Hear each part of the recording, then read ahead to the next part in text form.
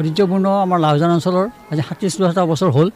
৩৭টা বছৰে আমি নিৰবিচ্ছিন্নভাৱে এই শাৰদীয় দুৰ্গোৎসৱ আমি পালন কৰি আহিছোঁ। আই দুৰ্গাই আমাক যাতে সকলোকে মংগলে কুশলে ৰাখে, ইয়াৰ বাবে আমি প্ৰতি বছৰেই আমি এইখন থাপনাত আমি পূজা অৰ্চনা কৰি আহিছোঁ। সকলোকে যাতে কুশলে মংগল ৰাখে, এই আমাৰ লাহজান আঞ্চলিক সাৰ্বজনীন দুৰ্গোৎসৱ কমিটিৰ আমাৰ এটা আবেদন দেৱীৰ ওচৰত। আৰু আমাৰ প্ৰয়াত শিল্পী জুবিন গাৰ্গৰ ক্ষেত্ৰত আমি আমাৰ মণ্ডপৰ ওচৰতে আমি তেখেতক শ্ৰদ্ধাঞ্জলি জনাইছোঁ। প্ৰথম দিনাখনৰ পৰা আমাৰ কাৰ্যসূচী আৰম্ভ কৰিছোঁ আৰু আমাৰ অষ্টমীত আজি সাংস্কৃতিক অনুষ্ঠান আছিলে।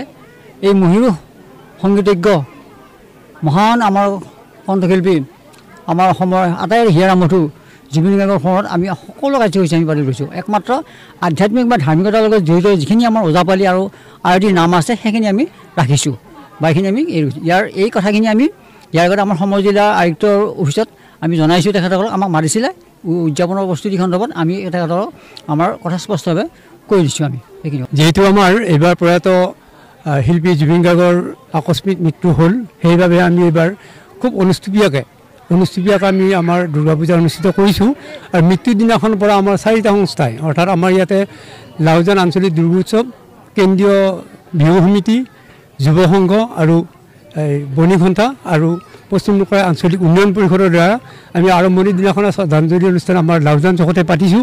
আৰু যোৱাকালি ইতিমধ্যে আমাৰ জ্ঞানদীপ সংঘৰ সদস্যসকলে আদ্যশ্ৰাদ্ধ দিনজোৰা কাৰ্যসূচীৰ সমাপন কৰিছে। আৰু আমি দুৰ্গা পূজাৰ ইয়াতে মূৰ্তি স্থাপন কৰি দেৱীৰ দৰ্শনৰ পিছতেই তেওঁৰ দৰ্শনটো কৰিছোঁ। গতিকে আমি ইমানখিনিয়ে আমাৰ দুৰ্গা পূজাৰ প্ৰস্তুতি।